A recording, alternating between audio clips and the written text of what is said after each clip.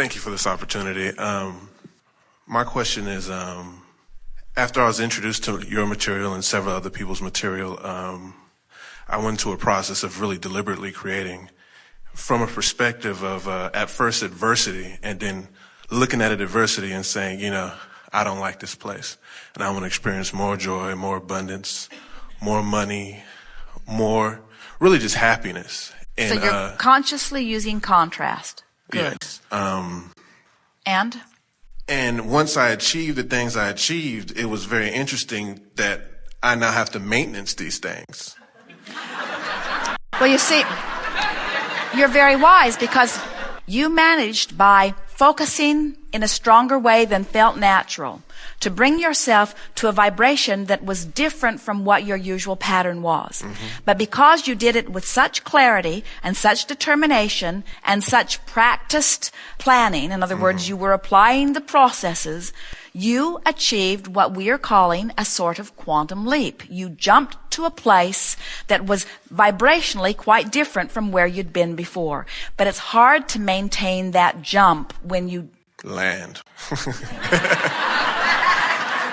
So now consider this. So I'm over here and I jump over here and I don't maintain it, so I end up here in a place of greater clarity, in a place of practiced understanding. Mm-hmm. And so if you're not counting the distance that you slid back, but instead you're counting the distance that you move forward, now you jump over here and then you slip back a little, and then you jump over here and then you slip back a little, and then you jump over here. Or you could just move more incrementally. In other words, you can go this way and slide, and this way and slide, and this way and slide, or you could just move a little and not do any sliding. And I guess another thing is, I've seen evidence, and I guess some of the times I don't have the positive feelings is when I start really comparing to other people's achievement. Well, that'll get you every time. Oh, yeah. Because you don't know the vibrational makeup of their desire or the drum that they're beating. In other words, you can't accurately measure their components. All you can do is see their results and try to get a sense of their vibration. But you don't really know. And that's why we love this moving up this vibrational emotional meter game so much. Because when you find relief from an emotion, and you've deliberately chosen the thought and consciously acknowledged that you feel relief in it, now you say, there's no place I can't go. But when you are trying to measure your progress by somebody else with all of those factors that you don't know about, then you could get lost out there in the desert for a while. One thing I noticed is during the process of actually seeing your deliberate creations manifest in front of you, and maintaining them with the physical activity of work and management, part of the time when I didn't have it, I spent more of that time wanting it and attracting it, and now managing it. Now I don't have as much time to do that. What you're talking about is before the empire has been built, you have more dreaming time. And there is more purity of thought in the dreaming time. Once the nitty-gritty happens and you've got employees, it's not as easy to maintain your positive image. When you realize that you're creating through thought, then there is nothing more important than setting aside time to dream, time to positively contemplate. Now, it doesn't matter if you are contemplating into the future or perusing wonderful things from the past or even observing wonderful things in the now. All of that is part of powerful positive creating. But what sometimes happens is as manifestation begins to congeal as a result of the dreaming that you did before you had so much that was manifesting, then sometimes you sort of get caught up in the spiral of life. Someone said to us the other day, it feels like my life is living me. So many manifestations. Jerry said to Esther, we have a tiger by the tail. And he was not only talking about their seminar work or the work they are doing with the subscription programs or the books they are writing. He was talking about the building projects and all of the things that have been in previous years dreams that are now coming to fruition.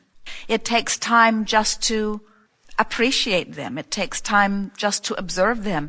It takes time to get on the golf cart and drive around them. In other words, it takes time when you begin manifesting. We tease our physical friends and we say, you're going to get so good at this manifesting stuff that before you know it, you will be requesting workshops from Abraham on demanifestation.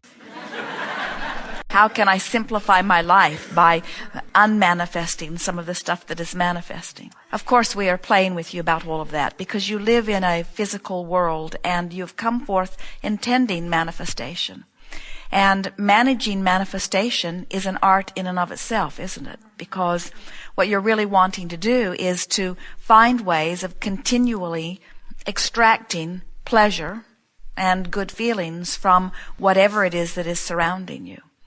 There is this feeling that happens with many of you that you have to manage your creations. And we want you to, again, put that into the emotional framework. In other words, it is an emotional journey every single time. It is always an emotional journey.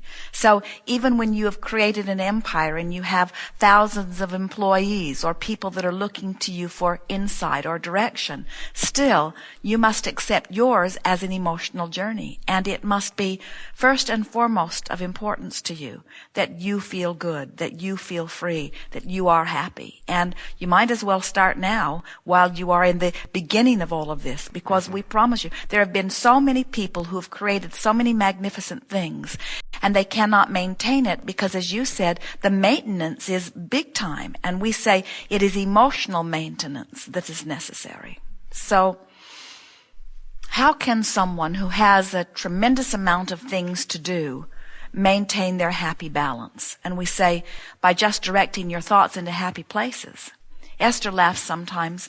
She looks at the 20-something years that she and Jerry have been together. They were married in 1980 and have been busily creating in one form or another ever since then. And she comments to Jerry often that they have always been busy. The first years they were married, they were busy shopping, really busy shopping. Because neither one of them brought anything to the relationship from before, and so they had empty spaces everywhere in their experience that they were wanting to quickly fill up with stuff.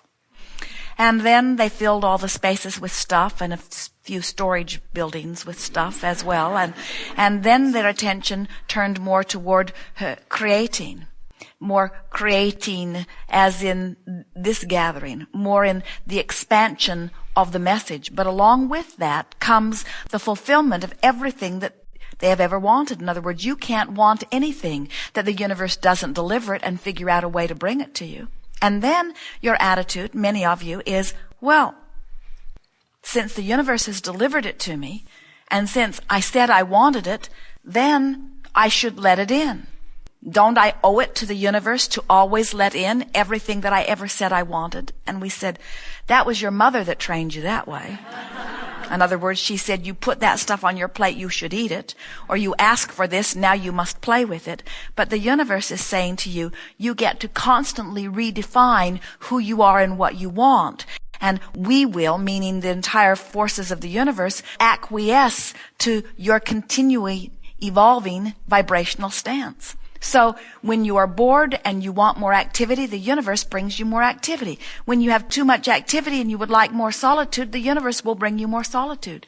When you don't have enough stuff and you want more stuff, the universe will bring you more stuff. When you've got too much stuff and you want more clear space, the universe will bring you more clear space. In other words, there's no right or wrong in it. No one can write a book about the appropriate way to live your life. You get to decide based upon the way you feel. And so for most of you, you're bored and then you get busy and then you're overwhelmed and then you get bored, and then you're bored, and then you get busy, and then you sort of vacillate back and forth. And what we're wanting you to do is take more bite-sized steps. In other words, take smaller, more incremental steps. Be more sensitive to the way you are feeling bit by bit by bit. And when it begins to feel too busy, do something to ratchet it back. In other words, get more people to help you in place, or get more leisure time where you can relax. Set aside more time in every day that you can find that fresh feeling place. And this is the thing that we most want to give to you. And oddly enough, we're wanting to give it to Jerry and Esther and many others of you even at the same time. And that is, since nothing is more important than that you feel good, we would, as soon as this gathering is over, sit as soon as you can when you can get off by yourself and make a list of the 5 things that you feel best while you're doing them. And then make sure that you do all 5 of those things every single day. Put those 5 things that you like most at the top of every day's list and make sure you do it, and do anything else you have time to do. And if you'll get those 5 things that you like best on the list, and you will achieve them, and you'll discover that most of them don't take that much time, you will come back into alignment with who you really are, and everything else will take care of itself. Thank you. Yes, indeed.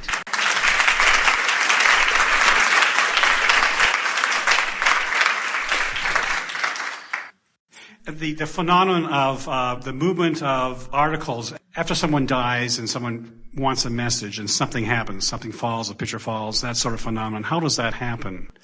Well, when you realize that everything is vibration and that there is no separation between realms, it is possible from non-physical projection to set forth an intention that then is played out in the physical. In other words, things that are vibrational in nature.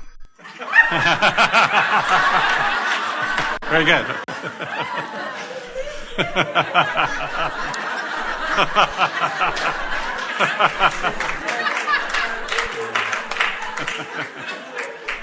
And on it goes. I gotcha. But it's sitting. Say a picture is sitting on the wall and then it falls, and there's been no vibration, there's been no movement, there's been no earthquake. No vibration that you can measure, but vibration just the same. Jerry and Esther have a friend who made his transition some years ago, and he was an electrical engineer, very highly acclaimed. And Jerry and Esther came to know him after he had retired, and they knew his mate as well, and he made his transition. And she sent a letter to Jerry and Esther letting them know that she was on a very regular basis having interaction of a very physical nature with her dearly departed mate. Her doorbell was ringing and no one would be there. Things that were electronic in nature were particularly happening. And Esther thought, well, I don't doubt that at all, because he was an electrical genius in his physical realm, and now he is non-physical. Of course he would be able to manipulate things just with his mind and achieve results in order to give messages to his wife. And Esther loved the idea of that. So now Jerry and Esther are standing in a room that at that time in their home was the room where Esther keeps everything. It was a room that was wall to wall, ceiling to floor shelves, and all kinds of things were stored there. And one of the things that was stored there was a rolled up print of a magnificent painting that this man's wife had given Jerry and Esther years ago. And Esther had always intended to have it framed, had never gotten around to it, and it was on the top shelf in this room. Now Esther is standing in that room with her back to the wall, unpacking a suitcase on a table, when that picture fell off the shelf and hit her on the head. And Esther said, yes, it seems that it doesn't have to be things only of an electronic nature, that anyone who is non-physical, that is knowing of us, particularly when we are knowing and thinking about them, that we open a sort of vibrational avenue or channel through which communication of all kinds can take place. This is a physical world that is of the non-physical. There is non-physical intervention all of the time.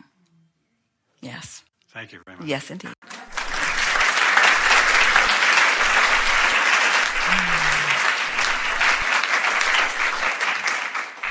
We have enjoyed this interaction. There is great love here for you, for all of you. We are complete.